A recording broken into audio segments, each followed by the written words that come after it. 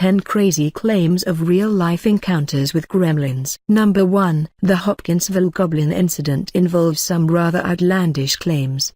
10. The creatures which would subject 2 entire families to a night of terror also bore an uncanny resemblance to descriptions of the gremlin beings. After sharing a meal together in the Suttons' home near Hopkinsville, Kentucky, in August 1955, members of the Sutton and Taylor families came under apparent attack from strange, glowing beings. Each had exceptionally long arms for their stature, remember the description given by L.W., with razor-sharp claws at the end of them. They also had bat-like ears, stood around 0.6 to 1.2 meters, 2 to 4 feet, tall, and appeared to have the ability to float upward without the aid of a vehicle or propeller of any kind. Despite members of the families opening fire on the strange creatures and even appearing to hit them on occasion, the bullets would just bounce off, causing no harm whatsoever.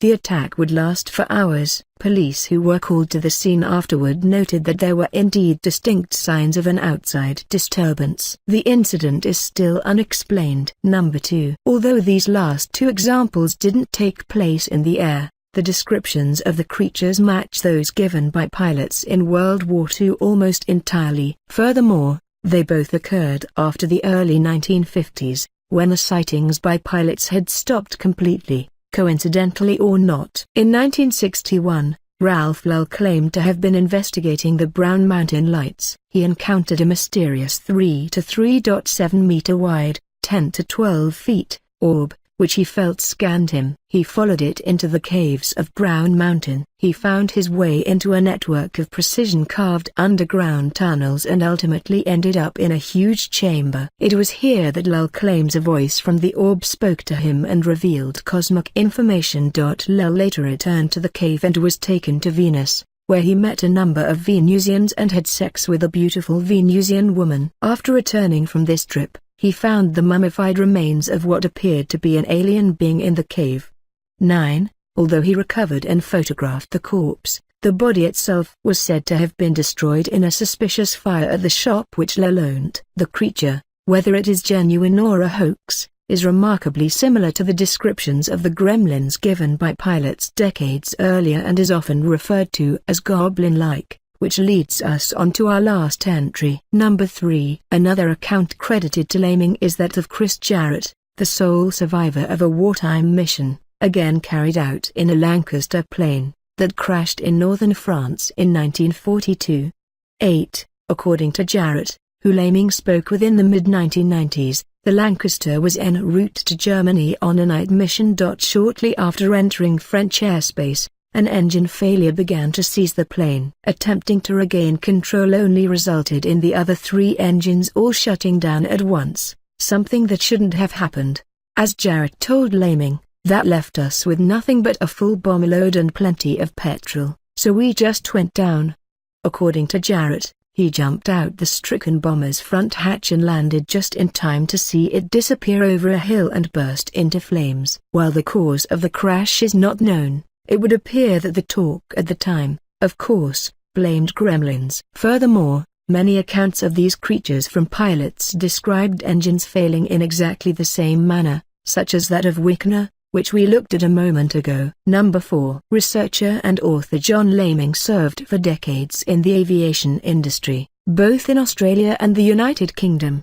7. Not only did he have his own supposed encounter with a plane with engines that appeared damaged by some unknown force in 1960, but he would compile several otherwise unknown accounts from World War II pilots. One of these accounts was by Captain Wigner, who in August 1944, while delivering an Avro Lancaster bomber from one airbase to another over the United Kingdom, had a most bizarre encounter. While putting a younger pilot through test exercises since they were in friendly airspace, the engine suddenly cut out.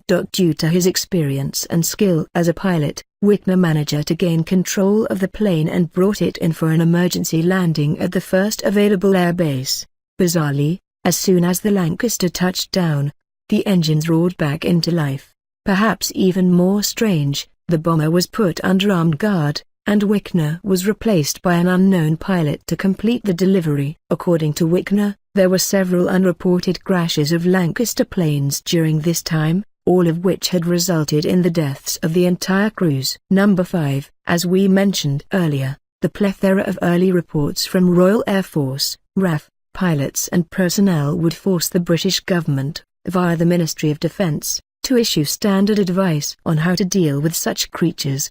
6. Campaigns would run, unbelievably or not, that claimed building planes with round edges as opposed to straight ones would give these naughty beings fewer places to hide and essentially leave them unable to gain traction on the vehicle and terrorize the pilots. There were even discussions, more in military circles than the public arena, which asserted that these creatures were somehow connected to the Nazis and that they had been intentionally unleashed on British pilots. As similar stories would filter down from American and Allied pilots, this was forgotten about, and after the war, when German pilots spoke of their own encounters with the same creatures, it was obvious that this was not the case. Number 6. According to aviator Charles Lindbergh, who completed his record-setting solo flight from New York to Paris in May 1927, strange transparent-like creatures who looked grim and menacing appeared and would move freely throughout the plane during the journey. 5. Despite their appearance, he would also state that he never once felt frightened. Much different from the other accounts of mischief and mayhem, Lindbergh instead would write of how he had conversations with these beings and described them as more spiritual than flesh and blood. He would also state that they spent hours talking to him, imparting upon him knowledge of a mystical nature. Perhaps bizarrely, given the claims he had just made, Lindbergh declared he didn't wish to elaborate on the content of this information, fearing ridicule. As you might imagine, despite the popularity bordering on belief in gremlins at the time of Lindbergh's 1927 flight, most people have since discounted his claims. May have noted that these creatures didn't appear until Lindbergh was almost 9 hours into his flight, which shows that the beings were most likely hallucinations brought about by the high altitude or even the sheer stress of the flight. Number 7. One of the better-known accounts concerning these apparently mischievous and vicious creatures during World War II occurred over the skies of Europe, as a pilot referred to only as LW took his B-17 Flying Fortress on its latest mission. For out of nowhere, LW noticed a bizarre but menacing creature looking in at him. From outside the plane, he soon noticed a second creature perched on the nose of the bomber. The description that he later gave would match completely that of other pilots of the era. The creatures were around 1 to 1.2 meters, 3 to 4 feet, tall and had lots of teeth, and on this occasion, they had glowing red eyes. He would also note how their arms were disproportionately long. After coming to his senses, LW began to fly the B-17 erratically in the hope that the creatures would lose their grip, which they eventually appeared to do, although he could not see what became of them. It was only days later, as he listened to another pilot talking of seeing the same creature, that LW decided to come forward and make a report to his superiors. Number 8. When a Royal Air Force pilot crashed his plane into the cold waters off the coast of England in 1923, it created quite a stir in the newspapers, not least because the pilot blamed the crash on little people that must have followed him onto the plane. 3. Perhaps even more bizarre, the pilot claimed that these little people had jumped out of a beer bottle the previous evening and tormented him throughout the night and into the morning of his flight. According to the account, these mystery creatures began to cause mischief with the aircraft's controls and navigation equipment and were a general nuisance, so much so that the pilot had to ditch the plane in the sea. It isn't known what became of the creatures after that, but as we will see a little later, accounts such as these from otherwise respected and experienced airmen would result in governments taking measures that, in retrospect, appear to be ludicrous. Indeed, for the airmen themselves, any fault, accident, or mishap was squarely the fault of these gremlins. Number 9. An apparent meeting with some beastly aerial creature is said to have occurred in 1939 aboard a U.S. military cargo plane. 2. The account was found in a San Diego newspaper by UFO researcher Jerome Clark, who published it in the 1950s publication Flying Saucer Review. Leaving San Diego and destined for Hawaii, The mission ran smoothly for several hours until urgent distress calls came to the control tower. A short time later, the plane came back to its departure base to land. Once emergency crews gained entry to the aircraft, they discovered all of the crew dead, each with gaping wounds to their bodies. The pilot was also dead.